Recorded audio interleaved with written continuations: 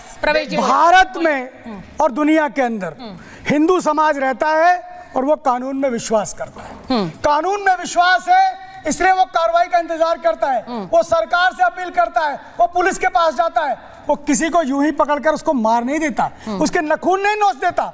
क्यों? क्योंकि भारत के अंदर और दुनिया में फैला हुआ हिंदू वह सह अस्तित्व के विचार में विश्वास करता है, वो सौहार्द के बात में विश्वास करता है, वो राम और कृष्ण की वाणी पर विश्वास करता है, इसलिए वो अहिंसा की बात करता है, शांति की बात करता है, वो कभी भी नहीं कहेगा। अब सुनिए सुनिए, हम कह रहे हैं कहीं पर भी आप सुनिए, पहले सुनना सीखिए, बताओ आपको नहीं करना छोड़ दीजिए। सड़क पे करते हैं यहाँ मत करिए, सुनिए, ये सड़क की गुंडाई यहाँ मत करिए। भारत का हिंदू समाज खड़ा हो गया, आपकी स्थिति खराब हो जाएगी। भारत का हिंदू समाज खड़ा होगा, आपकी स्थिति खराब हो जाएगी। ये गुंडाई ठीक नहीं है। आप हमको बोलने नहीं देंगे, आप हमको बोलने नहीं देंगे। हम कह रहे हैं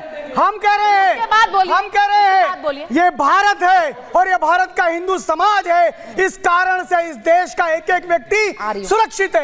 नहीं तो दुनिया का इतिहास उठा के देखिए, किसी एक रिलीजन के मानने वाले ने सारे देश के एक ही रिलीजन के रंग में रंग दिया। लेकिन भारत के अंदर बहुसंख्यक हिंदू होने के बावजूद भी हमने कहा कि आप मुसलमान हो आप मानिए, आप बौद्ध हो आप मानिए, आप पारसी हो आप मानिए, आप ईसाई हो आप मानिए। हमने कोई प्रवेश जी किसी को अलग नहीं माना। हमने कहा सीधी बात हमने कहा, जो प्रवेश जी कह रहे हैं, मैं इस चीज को लेकर बार बार ये सवाल उठते हैं कि जुलूस निकलते हैं और खासकर जो मस्जिद हैं या फिर मज़ारे हैं वहां पर इस तरह के जुलूस निकलते हैं, भड़काऊ नारेबाजी होती है, वो उकसाती है।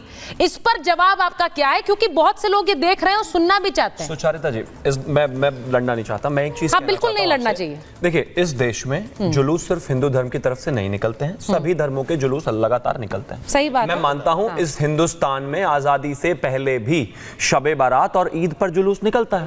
मुझे प्लीज बीच में नहीं आप रोकेंगे प्लीज, आप इनको खूब नारे लगते हैं। वो जुलूस हिंदू धर्म के जो लोग हैं उनके मोहल्ले से भी निकलते हैं, मंदिर के सामने से भी निकलते हैं, और इसके अलावा प्लीज आप इनको रोक दीजिए, क्या बेचैनी है क्या? और इसके अलावा जो है चर्च के सामने से भी निकलते हैं, गुरुद्वारे के सामने से भी निकलते हैं। लेकिन 1000 साल के इतिहास में मुझे एक चीज बता दीजिए कि शबे बारात या फिर ईद के जुलूस के लोगों को हिंदुओं से डर रहा हो, क्रिश्चियनों से डर रहा हो, सिखों से डर रहा हो, किसी पारसियों से डर रहा हो, या उसके लिए पुलिस लगानी पड़ी हो। अगर शिवम त्यागी दंगाई है तो वो जो सलमान है वो उसकी जो वो यात्रा निकल रही है उस पर पत्थर क्यों नहीं मार रहा वो पिछले 1000 साल से?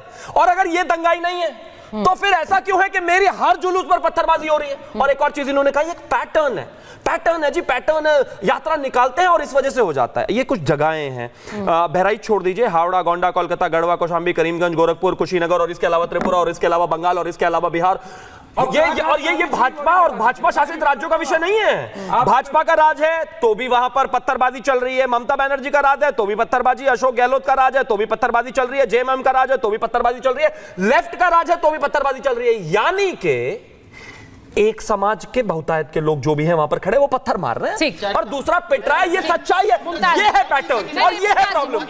एक एक बारी से आएंगे, नहीं हाजी साहब बारी बारी से आएंगे, प्लीज एक मिनट रुक जाइए। मुमताज जी, उन्होंने एक सवाल पूछा है और वो ये कह रहे हैं क्योंकि आज पूरा देश इस बात को देख रहा है कि एक व्यक्ति को बुरी तरह से तड़पाकर मारा गया, वो व्यक्ति जो अपना त्योहार मना रहा था, जो दुर्गा विसर्जन के लिए निकला था। सवाल उनका ये है कि हर जगह जब हिंदू अपनी यात्रा निकालता है या फिर जुलूस निकालता है, चाहे वो नवरात्र हो चाहे वो दुर्गा पूजा हो, तभी ये क्यों होता है? देखिए, एक तो ये कि साजिशें की जा रही हैं बाकायदा। अच्छा, दूसरी चीज ये कि एक मिनट शिवम त्यागी, अभी हम आपके बीच में नहीं बोले, नहीं रुक जाइए, आप जवाब दीजिएगा। मैं लड़ूंगा नहीं, अरे मैं आपके बीच में बोलूंगा। अच्छा, मुझे एक काम करिए, मुझे ना साजिश के तहत आप यहाँ खड़े खड़े 35 गोली लगा के करंट मार के नाखून उखाड़ के मार दीजिए। कब ये साजिश से कोई लोग मरते हैं क्या? अरे 35 गोली चलाई होंगी जब भी तो कोई मरा है भाई, करंट लगाया होगा जब भी तो कोई मरा, नाखून उखाड़े तभी तो उखड़े होंगे। प्रवक्ता साजिश क्या होती है भाई? प्रवक्ता हूं मैं, इसलिए पूछ रहा हूं। क्या करें फिर? मैं बता रहा हूं, सवाल पूछ रहे हैं, अच्छा बोलने दीजिए। लोगों के नाखून उखाड़ रहे हैं यहाँ पे, मुझे बता रहा हूँ। मत बताइए कुछ भी आप।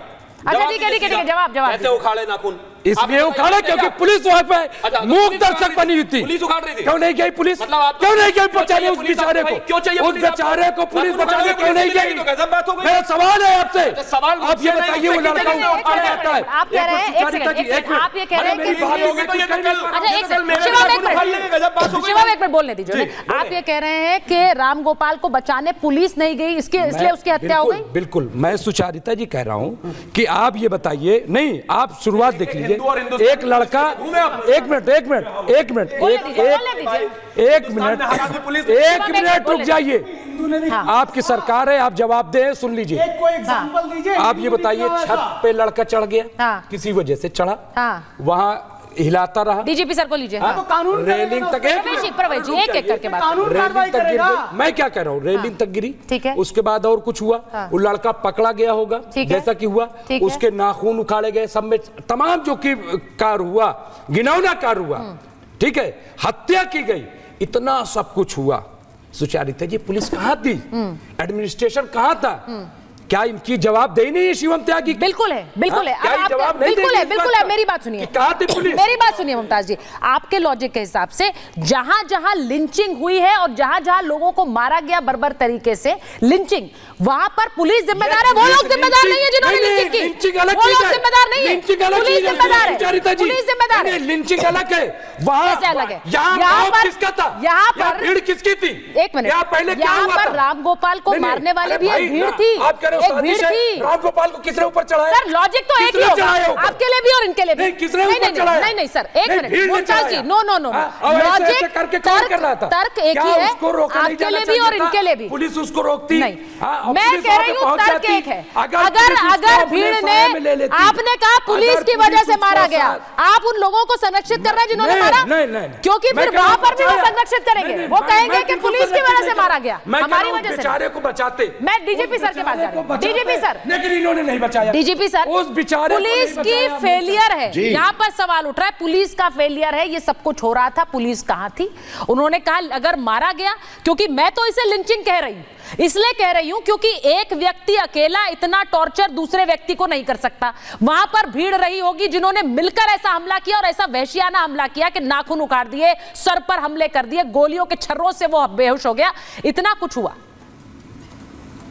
सुचरिता जी, ये मॉब लिंचिंग ही है, क्योंकि जो शातिर आपराधिक जहनियत का होता है, क्रिमिनल माइंडसेट का होता है, वही इतना वहशीपना दिखा सकता है। हमारे विद्वान पहले साहब किसी को थप्पड़ मार के देखें, आपका हाथ नहीं उठ सकता है, नहीं उठेगा, लेकिन नाखून खींच लेना, क्लास से निकाल लेना, करंट लगाना, इसके लिए एक क्रिमिनल माइंडसेट होता है।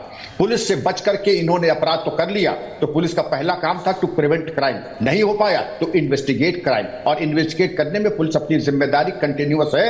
और वो नसीहत नजीर मिलेगी, फिर न कहिएगा कि आपके ऊपर ये मैं जब कह रहा हूं आप, तो मैं मुल्जिमान को सबूत करना, अपना भला चाहते हो आत्मसमर्पण कर दें, वरना आप और आपके सपोर्ट सिस्टम को बिल्कुल मिट्टी में मिलने के इंतजाम हो जाएगा। याद कर ले कि इस आपकी तरह जिन्होंने हरकत की, उनका पहले क्या हुआ और पहले इसके पहले क्या किया गया।